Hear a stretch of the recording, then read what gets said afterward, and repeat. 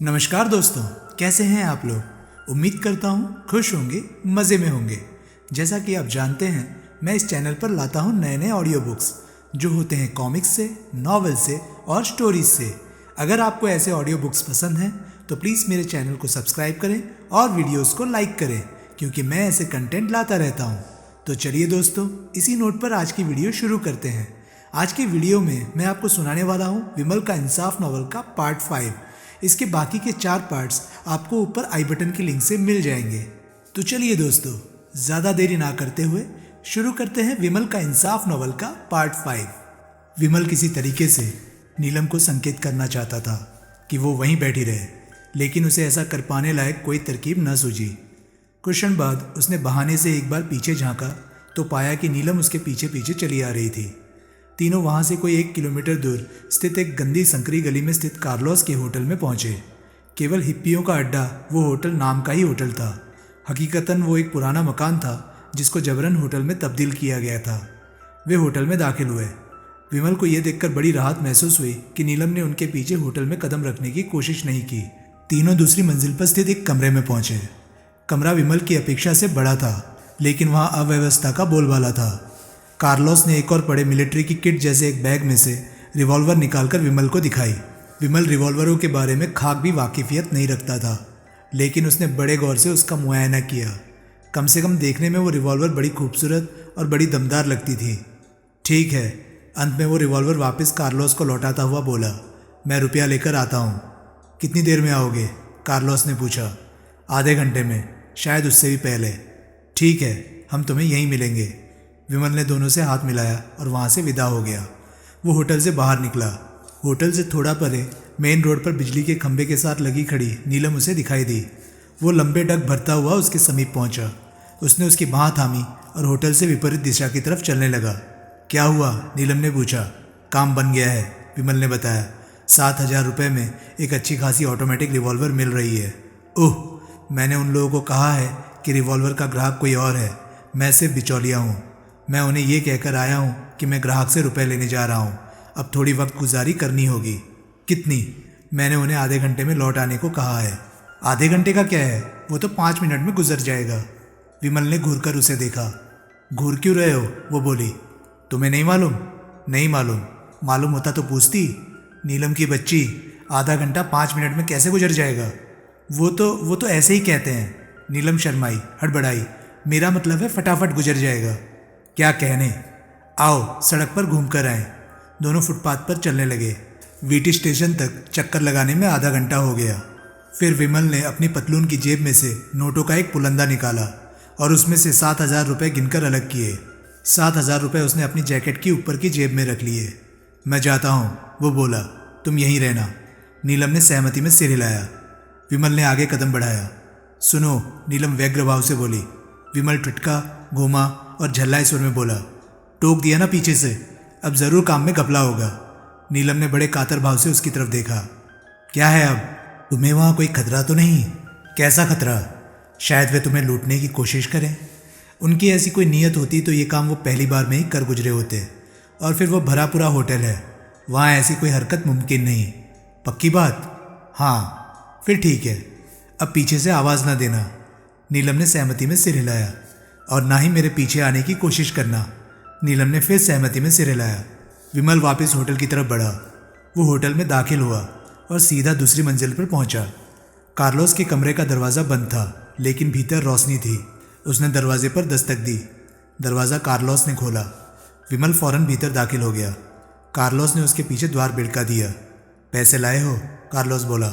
हाँ, विमल बोला। दिखाओ। विमल ने जैकेट की जेब से नोटों का पुलंदा निकालकर उसे दिखाया। पूरे हैं? कार्लोस ललचाई आंखों से नोटों को देखता हुआ बोला। हाँ। 7,000? हाँ। लाओ। क्या लाओ? पैसा और क्या? तुम पहले रिवॉल्वर तो निकालो। ओ यस। वो दरवाजे के पास से हटा और फिर अपने बैग की तरफ बढ़ा। बैग में से उसने रिवॉल्वर निकाली। उसे हाथ में थामे वो विमल की तरफ बढ़ा। विमल ने रिवॉल्वर के लिए हाथ बढ़ाया। कार्लोस ने उसे रिवॉल्वर सौंपने का कोई उपक्रम नहीं किया। नोट सोफिया को दो, उसने आदेश दिया। तुम रिवॉल्वर तो मुझे दो, विमल बोला। पहले नोट सोफिया को दो। क्यों? ताकि वो देख ले कि रकम पूरी है। रकम पूरी है, उसे गिनने दो। विमल ने इंकार में सिर हिलाया और नोट जैकेट की जेब में रख लिए। क्या हुआ? कार्लोस सकपकाया। सॉरी, विमल बोला, द डील इज ऑफ। मुझे तुम्हारी रिवॉल्वर नहीं चाहिए। और उसने दरवाजे की ओर कदम उठाया। रुक जाओ, कार्लोस कर्कश स्वर में बोला। तब उसने पहली बार रिवॉल्वर विमल की तरफ तानी। विमल ठिठक गया। माल निकालो, कार्लोस बोला। तुम रिवॉल्वर मुझे दिए बिना मुझसे माल छीनना चाहते हो? समझदार आदमी हो, बात जल्दी समझ जाते हो। कार्लोस, सोफिया व्याकुल भाव से बोली, this is not fair. You have made a deal. You have shut up. Carlos सांप की तरफ फुफकारा। You beach. सोफिया सहमकर चुप हो गई। माल निकालते हो? कार्लोस फिर विमल से बोला, या मैं गोली चलाऊं? गोली की आवाज़ सुनकर विमल ने कहना चाहा, यहाँ कोई नहीं आएगा। कार्लोस बीच में बोल पड़ा, यहाँ कोई झांकने भी नहीं आएगा कि क्या हुआ। तुम जानते नहीं हो ये कैसा होटल है। ऐसे हंगामे यहाँ रोज़ होते हैं। विमल खामोश रहा। वो कार्लोस की सूरत से धोखा खा गया था। सूरत से वो बकरे जैसी दाढ़ी वाला हिप्पी उसे इतना खतरनाक और मक्कार नहीं लगा था जितना कि वो उस वक्त अपने आप को साबित करके दिखा रहा था। देखो, कार्लोस उसे समझाता हुआ बोला, अगर तुम अपनी राजी से माल निकाल कर मेरे हवाले कर दोगे तो मैं तुम्हें सिर्फ बेहोश करके यहाँ छोड़ जाऊँगा। जब तक तुम्हें होश आएगा तब तक मैं और सोफिया यहाँ से बहुत दूर निकल जा चुके होंगे। लेकिन अगर तुम मुझे गोली चलाने पर मजबूर करोगे तो तुम्हारी लाश ही यहाँ से बरामद होगी। अब जल्दी फैसला करो, माल निकालते हो या मैं गोली चलाऊँ? ये धोखा है, विमल फंसे स्वर में बोला। बहस मत करो, फौरन माल निकालो वरना। तभी एकाएक भड़ाक से दरवाज़ा खुला। विमल को दरवाजे पर नीलम की एक झलक दिखाई दी।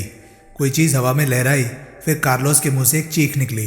रिवॉल्वर उसके हाथ से निकल गई और उसने अपने दोनों हाथों से अपना माथा थाम लिया। विमल ने झपट कर रिवॉल्वर उठा ली और उसे कार्लोस की तरफ तान दिया। नीलम ने दरवाज़ा भीतर से बंद कर लिया और उसके साथ पीठ लगाकर खड़ी हो गई। सोफिया दीवार के साथ लगी खड़ी थी और फटी फटी आंखों से कभी नीलम को, कभी कार्लोस को और कभी विमल को देख रही थी। कार्लोस अपना माथा थामे नीचे बैठ गया। उसकी कनपटी से खून बह रहा था जो कि उसकी उंगलियों और उसके कपड़ों को रंगे दे रहा था। विमल ने देखा उसे थोड़ा पर एक खिलौने सी रिवॉल्वर लुढ़की पड़ी थी। उसने उस रिवॉल्वर को फौरन पहचान लिया।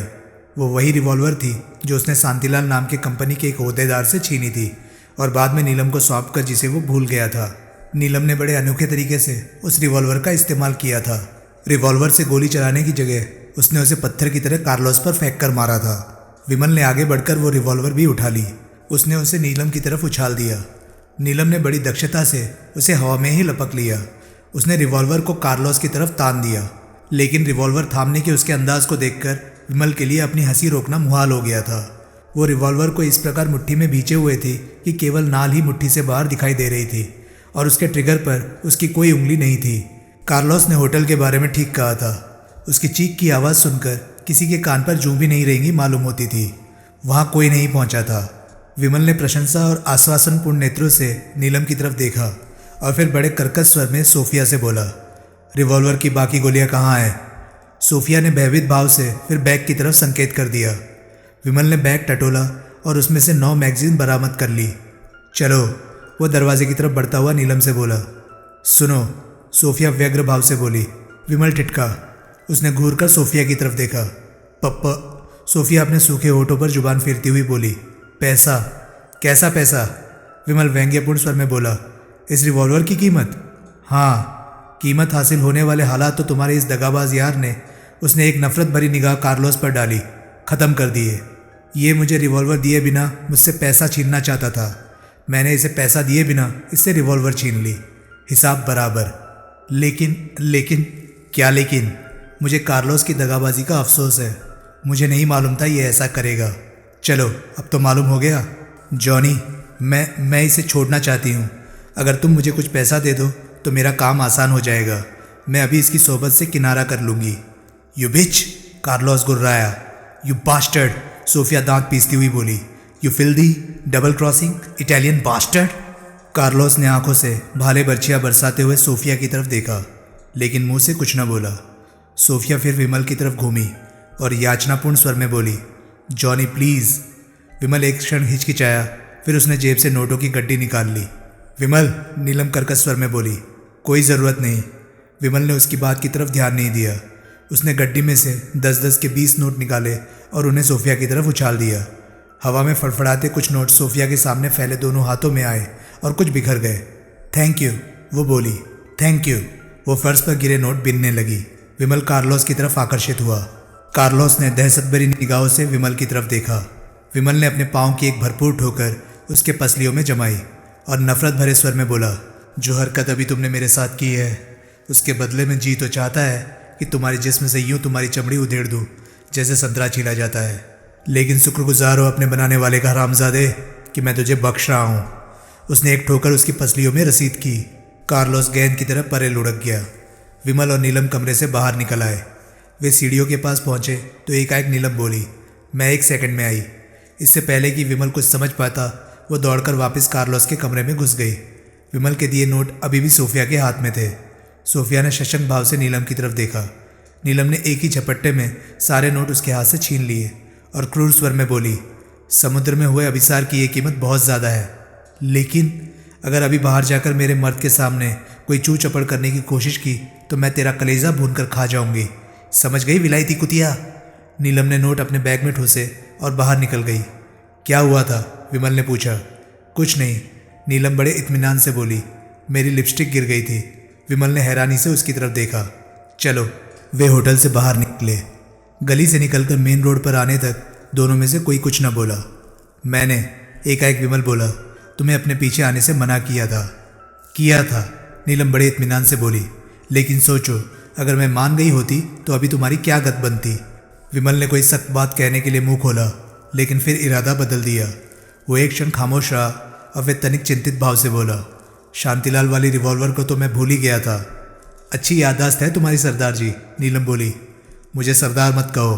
अच्छा, 100 बार कहा है, कोई सुन लेगा तो सोचेगा कि एक हिप्पी सरदार कैसे। अरे कहा ना अच्छा। तुमने तो हद ही कर दी। रिवॉल्वर में से गोली चलानी थी कि उसे पत्थर की तरफ फेंक कर मारना था? वो तो तुम्हें गोली मारने को तैयारी मालूम होता था और हड़बड़ी में मुझे यही नहीं सूझ रहा था कि रिवॉल्वर का कौन सा सिरा मैंने उसकी तरफ तानना था और कौन सा सिरा मैंने अपने हाथों में पकड़ना था।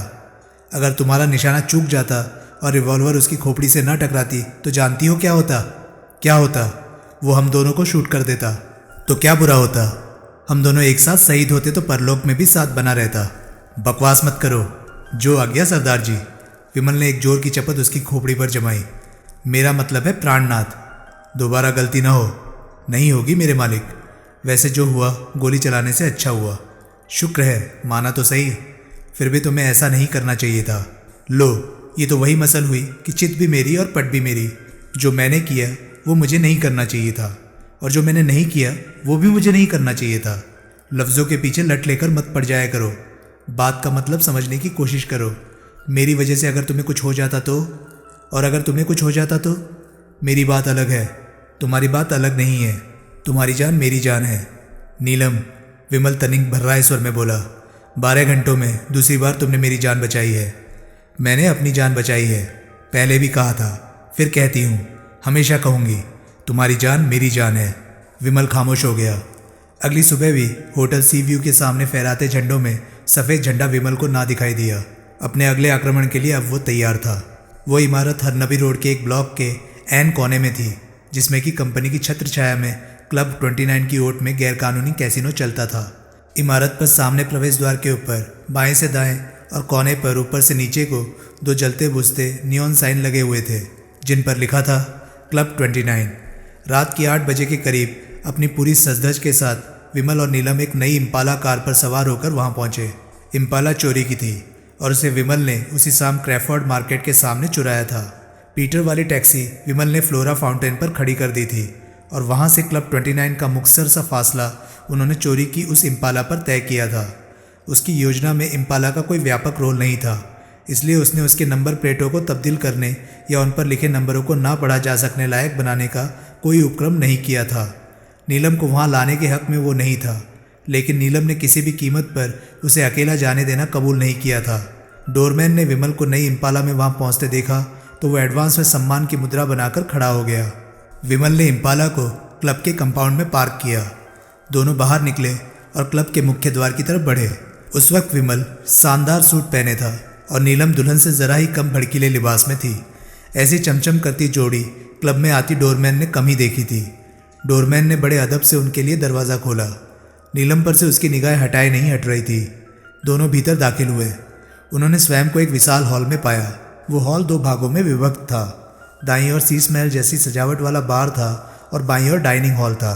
डाइनिंग हॉल के कोने में एक अर्धवृत्ताकार स्टेज थी, जिस पर उस वक्त एक 4 पीस का ऑर्केस्ट्रा विलायती धुनें वातावरण में प्रवाहित कर रहा था। बीच में एक लाल कालीन बिछी राहदारी थी, जो एक लगभग 6 गुणा 8 फीट के बंद दरवाजे पर जाकर खत्म होती थी। विमल पहले ही मालूम कर चुका था कि उस बंद दरवाजे के पीछे कैसीनो जुआघर था। जैसे कि प्राय गैर कानूनी काम चलते हैं, वैसे वहाँ वो जुआघर ढके छुपे ढंग से नहीं चलता था। बखिया के बम्बई शहर के दबदबे की ये अपने आप में एक दस्तावेज थी कि कैसीनो वहाँ खुलेआम चलता था और वहाँ किसी के आने जाने पर भी कोई रोक टोक नहीं थी। अलबत्ता आंगतुक की हैसियत और औकात का जायज़ा वहाँ जरूर लिया जाता था, और उस वक्त विमल की औकात किसी रियासत के राजकुमार से कम नहीं लग रही थी, और नीलम भी कोई राजकुमारी ही लग रही थी। वैसे वैसी चमक दमक बम्बई में फिल्म अभिनेत्रियों में भी पाई जाती थी। कालीन बिछी राहदारी पर बड़ी शाइस्तगी से कदम रखता हुआ विमल नीलम के साथ यूं बंद दरवाजे की ओर बढ़ रहा था जैसे वो वहाँ कई बार आया हुआ हो। एक स्टीवर्ड ने पहले उसकी तरफ कदम बढ़ाया, लेकिन फिर कुछ सोचकर पीछे हट गया। वे बंद दरवाजे की तरफ बढ़ते रहे। स्टीवर्ड ने एक वर्दीधारी वेटर को इशारा किया।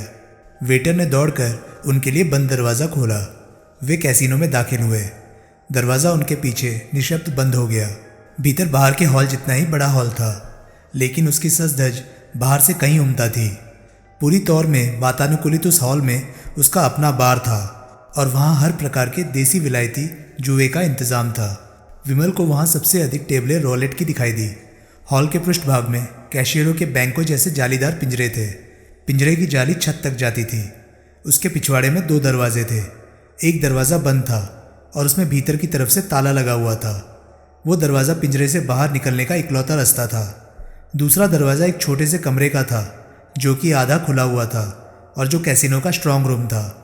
पिंजरे में 3 कैशियर मौजूद थे, जो नोटों की गड्डियों को और नोटों के बदले में इशू किए जाने वाले टोकनों के ढेर को हैंडल कर रहे थे।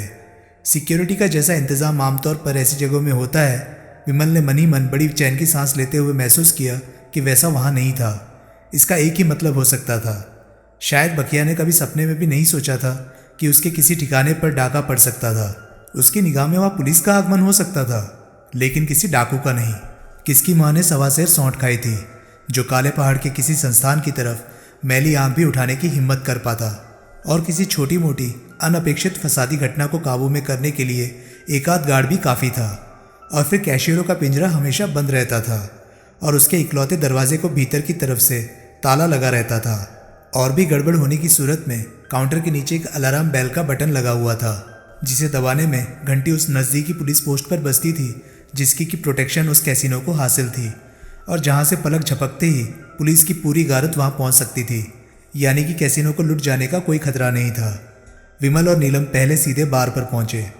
वहाँ उसने नीलम के लिए एक शैम्पेन कॉकटेल और अपने लिए एक स्कॉच का पैग हासिल किया। विमल धीरे धीरे अपनी ड्रिंक को चुसकने लगा और उसकी निगाह पैन होती हुई सारे हॉल में घूमती रही।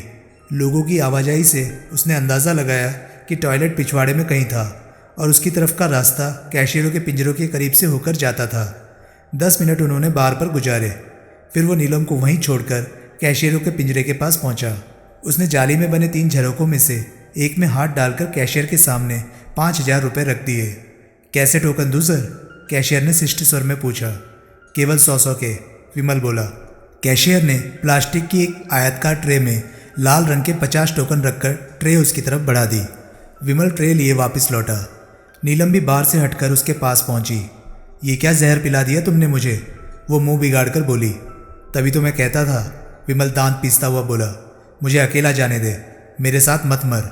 लेकिन तुम्हारे साथ आकर वो गंदी मोरी का पानी पीना ज़रूरी था? ज़रूरी था। क्यों ज़रूरी था? क्योंकि एक ख़ास तरह के माहौल में खपने के लिए एक ख़ास तरह की हरकतें ज़रूरी होती है। क्यों ज़रूरी होती है? कहा ना ज़रूरी होती है। तू साली मिडिल पास, तू क्या समझेगी इन बातों को? पढ़ाई का अक्ल से कोई रिश्ता नहीं होता सरदार जी। फिर सरदार जी कहा तूने मुझे? अगर तुम मुझे यूँ डांटोगे फटकारोगे तो कहूँगी, ज़रूर कहूँगी। ठीक है, मर। और तुमने मुझे साली क्यों कहा? मैं क्या तुम्हारी साली हूँ? विमल ने उत्तर ना दिया। वैसे, नीलम मुदित भाव से बोली, मुझे ये रिश्ता पसंद है। विमल ने उसकी बाँह थामी और उसके साथ रोलेट की एक अपेक्षाकृत खाली टेबल पर पहुंचा। वहाँ उसने एक एक दो दो टोकनों के छोटे छोटे दाव लगाने आरंभ किए। 1 घंटे के बाद भी खेल की स्थिति ऐसी थी कि उसके पास अपनी मूल पूंजी बरकरार थी। उस दौरान उसने 2 बातें नोट की थी। कैशियरों के काउंटर पर रकम जब ज़्यादा हो जाती थी तो वो पिछवाड़े में मौजूद स्ट्रांग रूम में रखवाने के लिए भेज दी जाती थी। तीनों कैशियरों में से कोई जब थोड़ी देर के लिए भी वहाँ से निकलता था तो वो पिंजरे के निकासी के दरवाजे को बाहर से ताला लगाकर जाता था। लगता था उस दरवाजे की एक चाबी पिंजरे में मौजूद सभी व्यक्तियों के पास थी, यानी कि कैशियर का पिंजरा ताला चाहे बाहर से लगा हो या चाहे भीतर से, हर वक्त मजबूती से बंद रहता था। उस 1 घंटे में उसे एक बार शांतिलाल भी वहाँ दिखाई दिया था। वो स्ट्रांग रूम से निकलकर बाहर आया था। उसने एक कैशियर को कुछ कहा था और वापस स्ट्रांग रूम में घुस गया था, यानी कि या तो वो स्ट्रांग रूम में ही बैठता था या स्ट्रांग रूम से परे उसका कोई ऑफिस था जिसका रास्ता स्ट्रांग रूम में से होकर जाता था। मैं अभी आया, विमल नीलम से बोला। नीलम ने सहमति में सिर हिलाया। विमल हॉल के पिछवाड़े की तरफ बढ़ा। कैशियरों के पिंजरे के करीब का दरवाज़ा खोलकर उसने बाहर उस गलियारे में कदम रखा जिसमें बाईं तरफ पुरुषों के लिए और दाईं तरफ स्त्रियों के लिए टॉयलेट का रोशनी का चमकता बोर्ड लगा हुआ था। विमल पुरुषों के टॉयलेट में दाखिल हुआ। ये देखकर उसे बड़ी राहत महसूस हुई कि वहाँ कोई अटेंडेंट नहीं था। उसकी वहाँ मौजूदगी के दौरान शांतिलाल वहाँ पहुँचा। वो विमल की बगल की स्टॉल में आकर पेशाब करने लगा। विमल सिर झुकाए खड़ा रहा। कुछ क्षण बाद शांतिलाल वहाँ से विदा हो गया। विमल भी उसके पीछे टॉयलेट से बाहर निकला। उसने देखा शांतिलाल भी कैशियर के पिंजरे को बाहर से ताला लगाकर आया था और अब वो उस ताले की चाबी लगाकर खोल रहा था। उसके देखते देखते वो भीतर दाखिल हुआ। उसने भीतर की तरफ से ताला लगाया और वे स्ट्रांग रूम में घुस गया। कैशियर के उस पिंजरे को हर वक्त भीतर या बाहर से ताला लगा रहना प्रत्यक्ष उनकी निगाह में पर्याप्त सिक्योरिटी थी। विमल वापस कैसीनो में पहुंचा। उसने देखा नीलम की ट्रे में एक भी टोकन बाकी नहीं था। उसे देखकर वो उसके करीब पहुंची। क्या हुआ? विमल हैरानी से बोला। मैं 2 मिनट के लिए यहाँ से गया और तूने सारे टोकन ख़त्म कर दिए? हाँ, नीलम बड़े इत्मीनान से बोली। हाँ क्या? मैंने एक ही बार में सारे टोकन दांव पर लगा दिए। शाबाश, विमल व्यंग्यपूर्ण स्वर में बोला।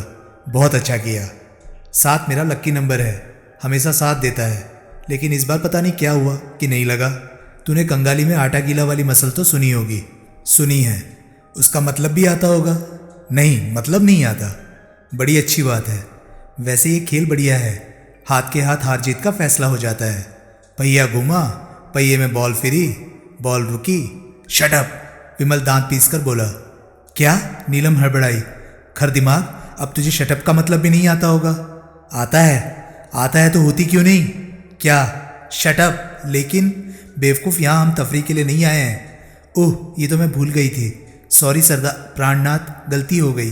विमल ने एक स्टीवर्ड को हाथ के इशारे से अपने करीब बुलाया। ये हमारी इम्पाला की चाबियाँ हैं। वो स्टीवर्ड को चाबियाँ थमाता हुआ बोला। गाड़ी बाहर क्लब के कंपाउंड में खड़ी है। नंबर SRS 4245 है। उसकी अगली सीट पर हमारा नोटों से भरा ब्रीफकेस पड़ा है। जरा मंगवा कर दो। राइट अवे सर, स्टीवर्ड तत्पर स्वर में बोला। 5 मिनट बाद एक वेटर उसे एक ब्रीफकेस सौंप गया। मैं टॉयलेट में। वेटर के विदा हो जाने के बाद विमल बोला। चेंज के लिए जा रहा हूँ। 5 मिनट बाद उधर गलियारे में पहुँच जाना। नीलम ने सहमति में सिर हिलाया।